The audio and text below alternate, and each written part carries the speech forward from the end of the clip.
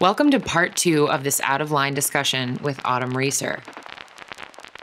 I love all of this, but before you go, I do want to ask you some actual questions. You know, some real questions. I'm just gonna pull them out questions.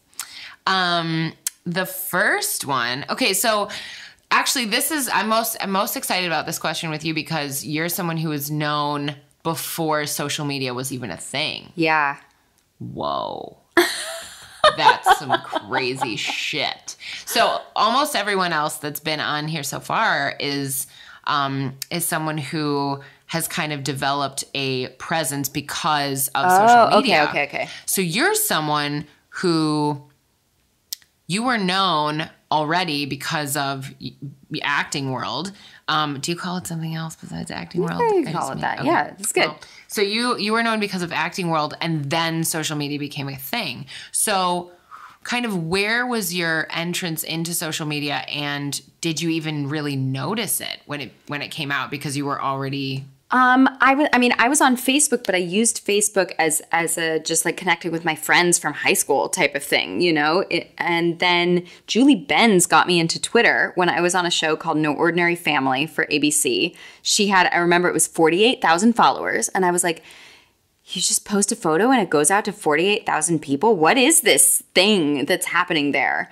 But she was really enthusiastic about it in the ways that it had started to support her career. And so I joined because of that. And I look back at all my initial stuff and it was like, I didn't know what I was supposed to do with it. So I'm pretty sure my first posts were like 25 things you don't know about me. Like it was really like, you know, a bunch of bullshit stuff that they were running in magazines at the time. And it was very calculated because I was like, what am I supposed to do with this?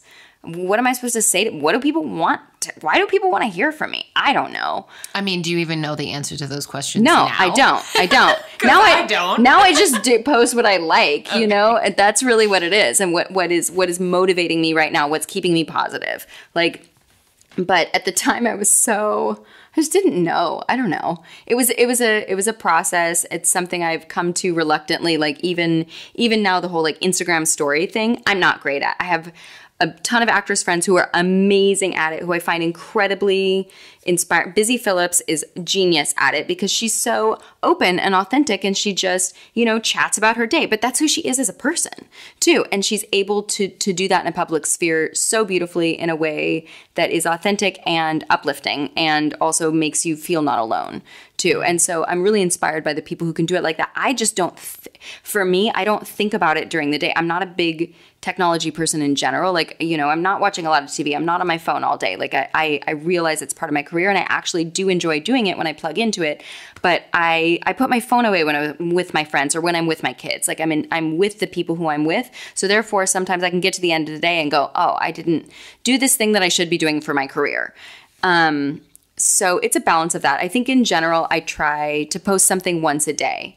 And I also notice for me, if I'm not, then I'm not looking for reasons to be grateful in my day. So I actually use it as part of like a personal spiritual practice too. Because if I get to the end of the day and I haven't posted anything, I'm like, well, I'm not showing up and paying attention to the things that are beautiful and good. I didn't show up for that cup of coffee or for the 5 minutes I had to read that book or for, you know, watching my kid in his music class and what that could have been, that I wasn't present enough for it. So I use it in that way too. Whether or not I choose to post those moments is something separate, but I use it as a conscious way of staying grateful. Did you feel any sort of shift in awareness of you or who you were when social media came out since there was kind of a knowing of who you were? Was it like all of a sudden you had a really big following because people already knew who you were and it wasn't that you had to generate kind of content? I mean, it was so different when I was starting out. It wasn't like now you can use it as a platform and as a creative enterprise, and that just wasn't what it was when it was first starting out. It was basically like when I first started out in the acting world, we had black and white headshots, and then eventually they shifted to color, and it wasn't a big like, whoa, everything's changing. It was just like, oh, now people are using color. It was the same way with social media, where it was like, oh, now there's this thing called this, now there's this thing called this. And then I remember at one point we got social media training, which was, what year was this? Whoa. Yeah, that was the first time that I was like, wait, what do you mean? Like there's people hired for a social, I think it was 2008, a movie I did in 2008, I want to say, where it was a movie I did for MTV, and they sent in like a social media team and sat down with all of us and were like, here's the things that we want you to post, and here are the things that you're not allowed to post, and blah, blah, blah. So at the beginning of it, there was a lot of like control from the studios, from whoever you were working with, about how they wanted you to do it, what you were allowed to say, what you were allowed to repost, what you were not allowed to repost, which I don't think happens quite as much now, but definitely, I think everyone was trying to figure it out for a long time. Everyone's just like, what is this, and how do we implement it into this world of entertainment that we're already working in? Well, it's evolved so quickly that it is almost impossible to even figure out what it is before it changes shape again. Yeah. And even then, I would question whether we've actually ever figured out what it is, because it's just this thing that came into our realities. And like, I mean, even in my relationship with Jaden, I've been with him for, I don't even know how many years, but I think the number of years we've had social media is only for about half our relationship. And so even the fact that I can look back and think, wow, there was a before social media and after social media in our relationship, and it totally changed my life, my relationship, my like everything is different, and so you can feel the effects of it, but you're sort of like, how? This has been an interesting thing about dating, is the phone thing. It's like everybody has a different relationship to their phone, and like some people have like showed up at the front door to pick me up like on their phone, and I've been like, do you just close the door and go bye? I'm like, I didn't really know what to do the first time it happened. I was like, is that? It's just not, and I've definitely said something about it. It's just been like, okay, so this is how I view this. Like, that's cool. But I get, for some people, it's been like, they're trying to show me that they can hustle, or they are hustling, or whatever it is. And I'm just like, that's not what that doesn't do anything for me. No, thank you. But it's people be like, oh, they're going to look like they're really busy, or they're going to look like they're really interested in something, or they're just bored. And it's so obvious now. In the past, you used to just kind of be like, okay, well, I'm just, going to look at this painting on the wall because I'm kind of bored. And now it's like somebody picks up their phone and literally starts a conversation with somebody else. Yeah. Yeah, it's full on. It's really full on. And that, I think, is what, that's what I mean by it's happening so fast that we almost haven't gotten a chance to say, oh, look, our relationship's changing. It's just like it changed, and then we have to change it back mindfully. Yes. Because it just happened so fast. And so, sometimes even with Jaden and me, sometimes if one of us is talking and the other one's on our phone, we'll just stop, and then we'll just say, I'll wait. And usually the other person goes, oh, sorry. And then it's like you put down your phone, because it's not like we're meaning to be like, I don't care about you. I care more about this piece of plastic. It's just that it's like this brainwave of some sort of addiction that happens, and suddenly I am not fully present to what someone's saying to me in real life right in front of my face. And so if one of us goes, I'm just going to wait, then it's always a wake-up call of like, oh, shit, this is not actually how I want my life to look. Right. But that is something that I wonder if for kids, and I'd be curious if you have, I know your kiddos are still young, but do you have any sort of like device rules for them? Do they have iPads or anything? No. I mean, I'll let them play with my iPad that's literally 8 years old. Like, I've gone on Gazelle to see what it'd be worth, and they were like, we're not gonna, we would charge you if you sent it in to us.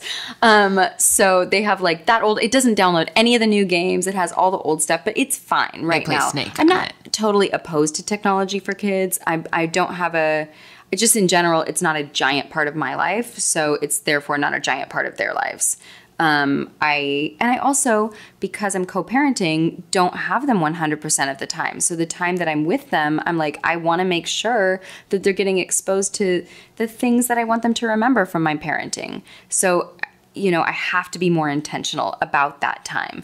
That doesn't always happen. There's definitely times where I need to be a lazy parent because I'm focusing on other things because I have to, I've just gotten back from a trip, or I have to go to work in the morning, or I have to prepare an audition or whatever it is. And I'm not at my full parenting, but I think, the sort of silver lining of being in a co-parenting situation is that I do have the opportunity to be more present with them when I'm with them, and to be more intentional about my time. So we don't do a lot of technology because then I'm not connecting with them. That's awesome. I love that you do that. But I think as well, I am curious to see if we as a culture start to implement some sort of education along with technology of kind of like, here's to parents, here's the age your kids should get a phone, or here's the age that your kids should have access to I hope so, but then even then it's still going to be subjective, and you're still going to have people being like, no, it's going to happen at this. It's a dicey thing, but really it's like anything, like it's anything external. It's a relationship, it's a reflection, you know what I mean? And so you have to teach them how to, I don't know, it's two different things, talking about adults or talking about kids, and how you parent from that standpoint. But like as an adult, and when your kids get to adult age, you have to choose what you want that relationship to be, what you want your relationship to money to be, what you want your relationship to food to be. Like there's an intentionality around all of that, that is part of the responsibility of going into adulthood. And I notice for me, one of the things I find, if I'm getting sucked into my phone, like if I keep going back to it, I stop and I question, I'm like, what is going on with me right now? Because it is an addiction. It can be a great tool, but it can be an addiction. And so I just use that as a sort of like as a trigger to go, what's happening? Why do I feel the need to keep coming back? Am I feeling lonely? Am I feeling bored? Am I feeling unsatisfied? Like, why am I into this inanimate object? There's definitely times where you need to be involved with it because you're handling business, or because there's like, I have to handle this one task. But that's different from, we all know it. We all know that, like, from showing up on Facebook and just scrolling, or on Instagram or whatever it is, and just like looking at everybody's stuff, or you just fall down the rabbit hole. And usually for me, unless I've done that intentionally, unless I'm going, I'm going to spend 20 minutes just seeing what's going around online, if I'm 20 minutes in and I'm like half awake, I'm like, what's actually going on with me? How much of your life do you think is online versus offline? Do you have any sort of idea of what the ratio is? Because I know we've just been talking all about how much of your past few years hasn't been online. Oh, yeah. No, like 90% is offline. Wow. Yeah. Amazing. And that's actually been a challenge in my job. Like, people expect me to be able to respond to certain things, or to, I need this, that, or the other, or why haven't you emailed me back? And I'm like, because I'm not at my computer. I won't be at my computer until Friday. And it's literally like that. And that works better for me. Like, I've gone through, having run a web-based business, I went through, 2 years where I was at my computer all the time. And it wasn't for me. It was, I didn't thrive that way. And, I am really appreciative that there are people who can do that and who want to do that, because like I freaking rely on them to help me run my business. But it's not, it doesn't help. It's not that great for me.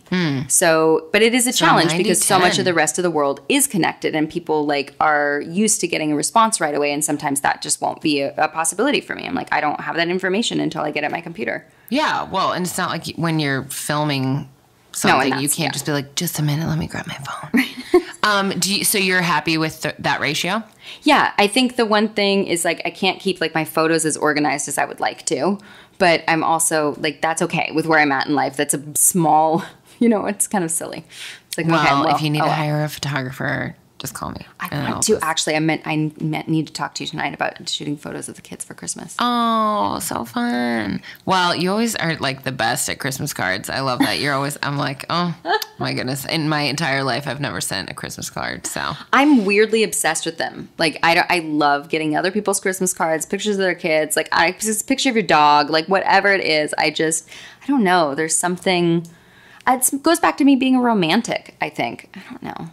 That's so good, though. I just think it's the part of me that's too efficiency focused Yeah, no, it's completely exhausting and silly. And I think that's a really good decision. Every year that I do it, I'm like, why am I doing this? It's a waste of paper. It's like, it takes so much time. But I still feel weirdly compelled. Give me another year. Maybe I'll give it up entirely and just enjoy other people. I would miss it. If Christmas came and went and I didn't get an autumn Christmas card, I would be so mad.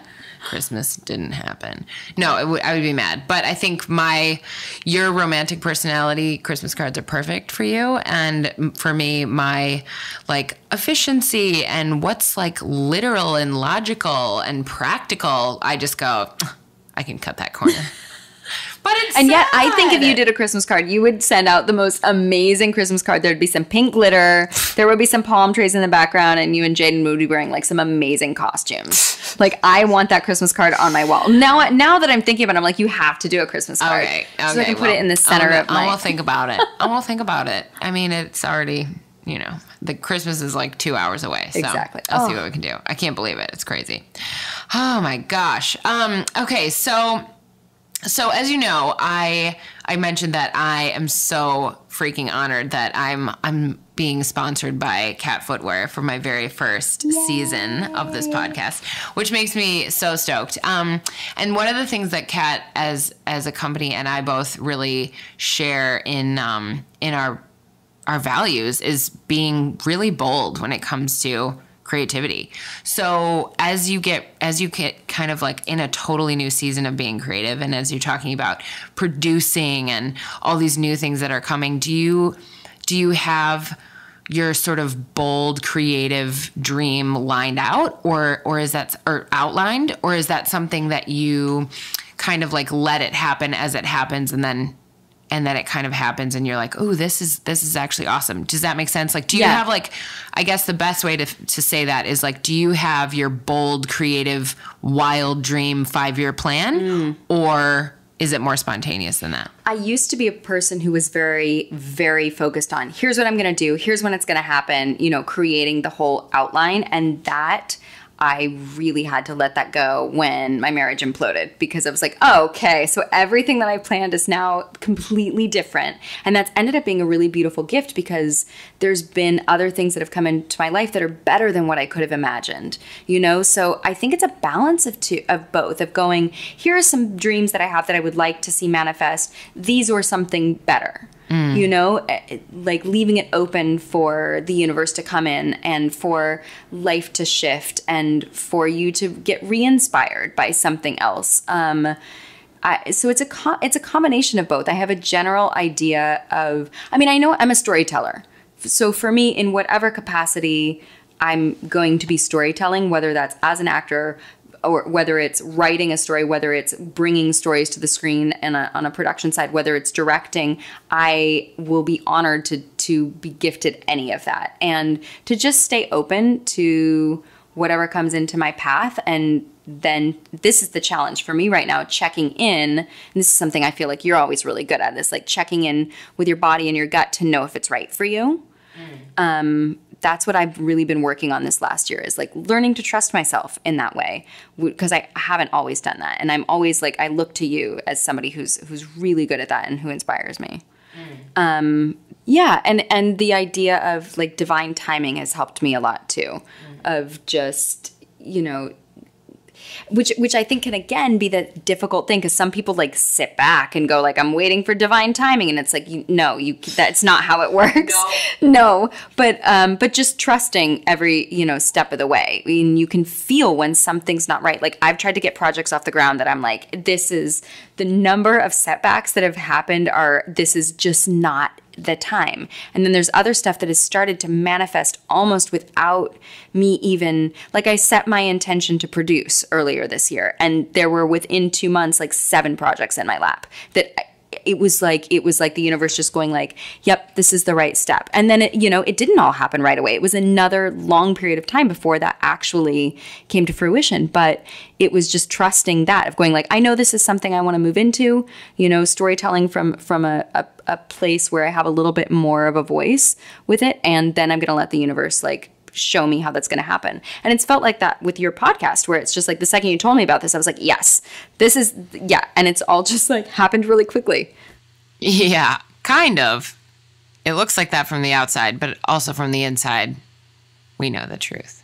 What's one thing you have in common with every human? I mean, there's sort of like two different levels to that. One, I think we all came from the same place. We're all going to the same place, period. Like, I don't think there's any sort of hierarchy or anything. I think we're all one. Like, whatever energy is moving everything here on the planet, I think it's all one and the same. So therefore, I'm you, you're me. We're all the same. So that's that on sort of a meta level, but on a like very earthly level, like what am I going to be able to have in common with somebody? Sit me down at a dinner table with anybody? I think that's the one, that's what you do when you try and connect. You try and find what is the point of connection. Where is the place that we relate? And you know, every human being goes through pain. And not everybody's willing to talk about it, to meet there. But I think if you can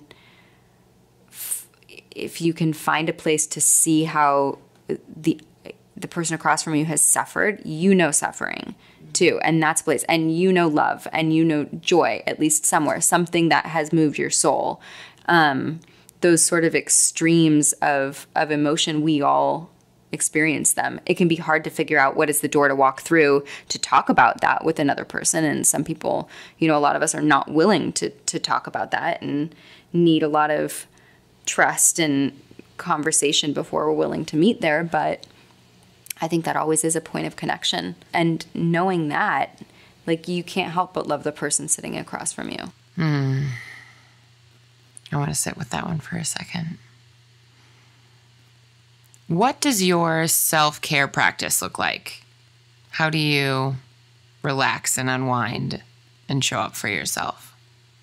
That's such a good question, because I think there's so many different forms of self-care depending on what's going on in your life at any given moment. I would say, like, my go-to is I need to work out. Like, just for my brain, not even just for my body. Like, it's always, I put that on my calendar first thing when I'm working and working really long hours. It's like I will sacrifice a lot of other stuff to fit that in. You know, it's not, I don't need to do it every day. I would love to be able to, but that's not really realistic given my life. But I need to do it a few times a week just to, like, stay sane. I really love to go to dance class in particular. That for me is the workout. It's like everything in one. It's mind, body, art. Like, it's expression, and I sweat a lot, and it's really challenging too. So it sort of like gives my brain something to focus on so I can not listen to it for a little bit longer. Totally. That's amazing. Are there any others? I mean, meditation, which we talked about a little bit, but that's only something I've added like as of 2-3 years ago. And that is my go-to. If I'm feeling off, I'm like, okay, well, it's because I haven't been meditating, and let me go back to that. And it's one of those things you don't immediately see the benefits from, which is why it's really easy to drop, because people go, great, okay, well, I sat there for 5 minutes and, like, the voice in my head just talked to me and I did it all wrong. And then they never want to do it again, right? But it's a cumulative thing. I don't think I really saw, I had a couple really cool experiences when I started, and so it was enough to keep me going, but I didn't really see benefits for like 3-4 months. And then I stopped doing it and I felt the difference, and I was like, oh, it's actually doing something. Yeah, and 3 or 4 months is ironically about the same amount of time that it takes to strengthen a muscle. So maybe there's a connection there. So what do you use when you meditate? I do Ananda. I've tried, I feel like, every app that's out there, and that's my favorite one because there's a lot of different, there's just different meditations to choose from. You can mix and match the music with the meditation depending on what feeling you're in. I've got my kids into it. They love it because I do it for them before they go to bed. And so one of them gets to pick the music and the other one gets to pick the meditation. And there's photos that go along with each of it. So they just pick based on the photo. And they love it, and it's just a fun app to use. So that's how I ended up with that one. Oh my gosh, you're such a cool mom. I think your boys are so lucky to have you. Thank you so much for being here and for chatting and spending your weekend with me. It's been a really rad chat. So I'm so grateful you've been here. Thank you. Thank you for spending your Saturday night with me. You've been listening to Out of Line with Caroline Lee. Tweet me at Team Woodnote or tag me in your posts on Instagram using Out of Line Podcast, and let me know what you thought of today's discussion and who you'd like to hear as a guest on Out of Line next. This episode of Out of Line was produced by me, Caroline. All sound editing, engineering, and original music composition by Jaden Lee. And a big thank you to Cat Footwear for working with Out of Line this season. Hit subscribe to get the next episode on your mobile device when it drops next week. And if you love what you heard, please whip out a review, will ya?